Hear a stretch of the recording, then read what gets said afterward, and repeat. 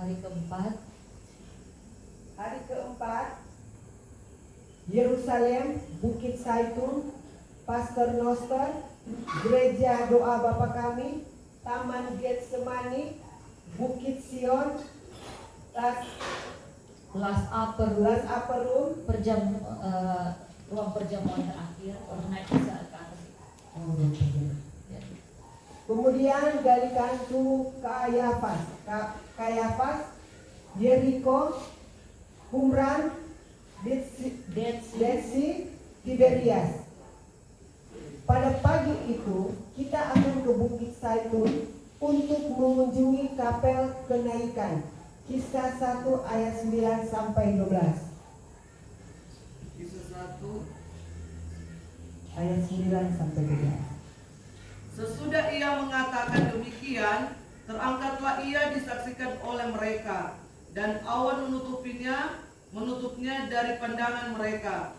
Ketika mereka sedang menatap ke langit waktu ia naik itu, tiba-tiba berdirilah dua orang yang berpakaian putih dekat mereka dan berkata kepada mereka, "Hai orang-orang Galilea, mengapakah kamu berdiri melihat ke langit?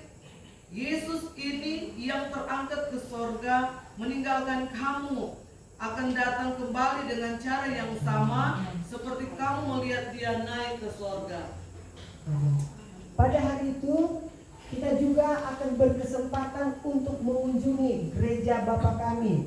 Matius 6 ayat 9 sampai 13.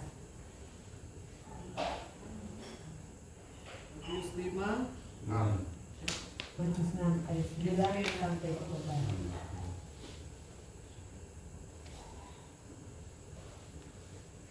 Karena itu berdoalah demikian: Bapa kami yang di sorga, dikuduskanlah namamu, datanglah kerajaanmu, jadilah kehendakmu di bumi seperti di sorga. Berikanlah kami pada hari ini makanan kami yang secukupnya, dan ampunilah kami akan kesalahan kami, seperti kami juga tahu mengampuni orang yang bersalah kepada kami. Dan jangan membawa kami ke dalam pencobaan, tetapi lepaskanlah kami daripada yang jahat, karena Engkaulah yang mempunyai kerajaan dan kuasa dan kemuliaan sampai selama-lamanya. Amin. Kemudian kita akan melihat view gereja Dominus Flevit, tempat di mana Tuhan Yesus menangisi kota Yerusalem. Lukas 19 ayat 37 sampai 42.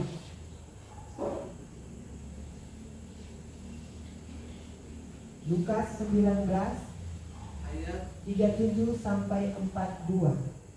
Ketika ia dekat Yerusalem, di tempat jalan menurun dari Bukit Zaitun, mulailah seorang murid yang mengiringi dia bergembira dan memuji Allah dengan suara nyaring oleh karena segala mujizat yang telah mereka lihat.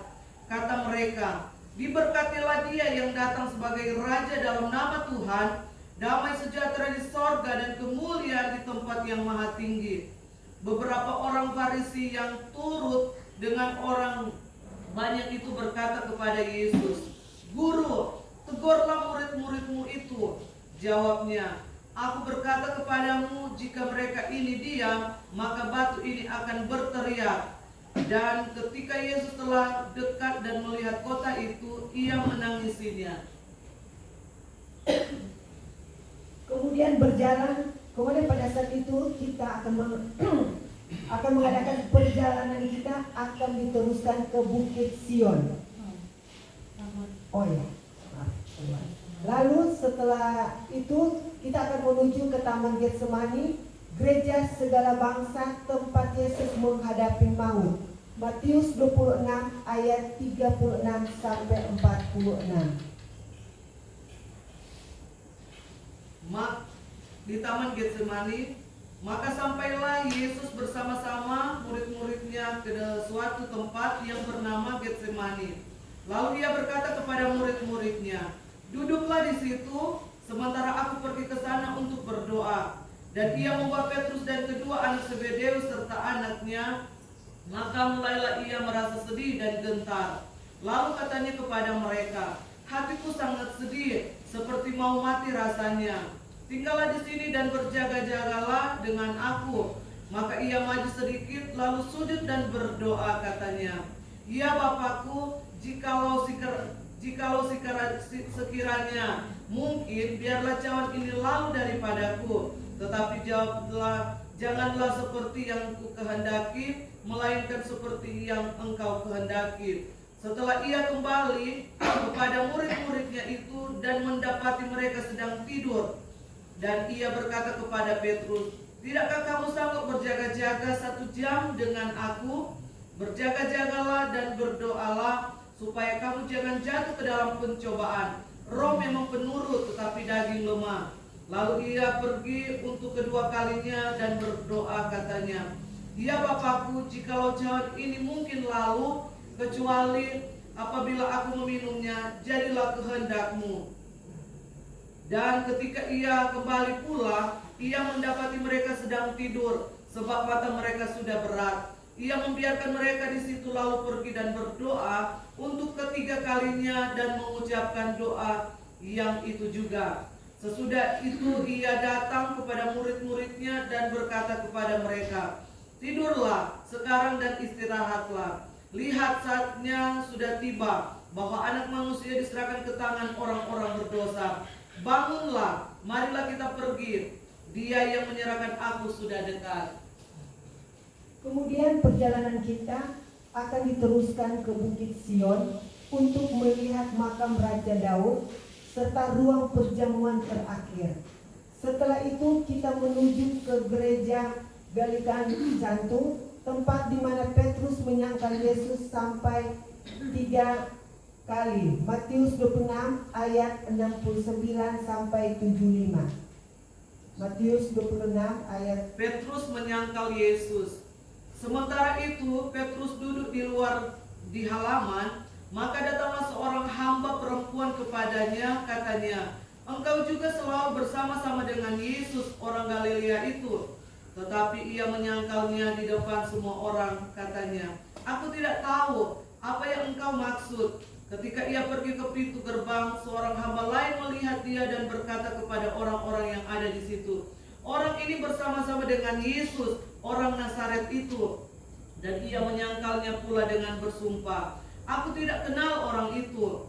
Tidak lama kemudian orang-orang yang ada di situ datang kepada Petrus dan berkata, "Pasti engkau juga salah seorang dari mereka. Itu nyata dari bahasamu." Maka mulailah Petrus mengutuk dan bersumpah, "Aku tidak kenal orang itu." Dan pada saat itu berkokoklah ayam. Maka teringatlah Petrus akan apa yang dikatakan Yesus kepadanya, "Sebelum ayam berkokok, engkau telah menyangkal aku 3 kali." Lalu ia pergi keluar dan menangis dengan sedihnya. Yang dahulu adalah merupakan rumah Imam Agung Kayafas, tempat Yesus dipenjara, dan terdapat bercak darah di dinding tempat itu. Jadi waktu di tempat ini, di situ ada gereja yang kita sudah baca tadi, Galicantum, tempat di mana Petrus menyangkal Yesus sampai 3 kali.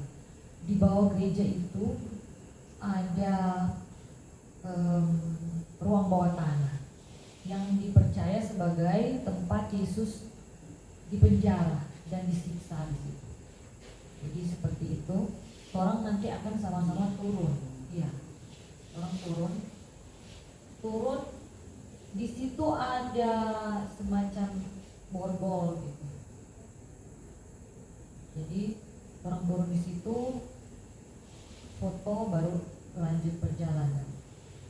Kita ke Qumran. Setelah itu kita ke Qumran, tempat ditemukannya gulungan kitab suci. Nah, di Qumran ini orang akan masuk di satu tempat. Di situ memang sudah ada tempat untuk belanja segala macam, termasuk yang untuk perawatan wanita. Ambil dari Dead Sea itu, dia punya lumpur-lumpur. Tetapi sebelumnya orang akan masuk di satu tempat, ada velum di sana, velum. Dan ada beberapa gulungan kitab yang asli. Jadi ceritanya ada seorang penggembala, dia ini tidak di Alkitab, tapi menurut tradisi dia lempar-lempar ke dalam gua-gua, tahu-tahu dia lempar batu ke dalam, maka kenalah satu kendi. Pas lempar itu bunyi, pecah, dia penasaran. Nah, di kendi itu dalam gulungan-gulungan kitab ditemukan. Ya, seperti itu. Lanjut. Kemudian kita akan mengunjungi Ya, Yeriko. di situ ditemukannya di Qumran itu. Kemudian kita akan mengunjungi Yeriko, bukit pencobaan, di mana Yesus berpuasa selama 40 hari dan dicobai Nanti iblis. kita baca di waktu mendatang. Terus Lalu kita akan melihat pohon ara yang dipanjat oleh Sakeus. Matius 16. Dan ditutup dengan acara menikmati kesempatan terapung di laut mati yang terletak 400 meter dari bawah permukaan laut. ya, ini pengalaman yang banyak dicari orang, mengapung di laut mati. Jadi yang orang mesti siapkan itu ada penutup mata, kacamata renang. Karena kalau kena dengan air garam itu bisa datang kebutaan. Dan jangan sampai kita minum air laut mati, karena bisa mati kalau terlalu banyak. Ada teman waktu itu berangkat sampai rasa terbakar. Tapi memang tim medis sudah siap juga untuk kemungkinan itu. Jadi orang nanti bergilir untuk saling membantu supaya kalau orang terlentak itu tidak ada cipratan air. Dan kalau orang bakage, kita saja itu hati-hati. Karena kalau miring begini terperosok ceritanya. Jadi kan terperosok kalau mau bakage itu dia mau bapak-bapak yang mau berusaha berenang. Padahal kan bukan berenang. Nanti ada orang segini. Ada satu garis, ada tali yang dorong ini supaya tidak ke dalam-dalam. Dan di situ betul-betul mengapung. Kalau orang berdiri tidak mengapung. Tapi kalau siapa mau suka mau tengkurap, tapi nggak mungkin. Nggak ada orang yang suka tengkurap, kan kena lagi di sini. Jadi kita terlentang itu memang mengapung. Jadi begitu itu pengalaman di sana. Iya. Kalau kata mengapung itu kita pakai baju yang harus ada. Oh enggak. Iya, ada begitu deh. Enggak. Jadi kita ada satu tempat untuk kita bilas. Banyak sekali perempuan sendiri, laki-laki sendiri. Jadi dari situ perempuan biasanya luluran karena bagus untuk kulit. Ada dia punya shower untuk basbol, dan juga ada bilik-bilik untuk ganti. Karena begini, mungkin karena basah itu kan berat-berat mau bawa. Jadi memang kalau ada baju-baju yang memang sudah mau pakai, bisa tinggal begitu. Taruh di tempat sampah itu. Iya.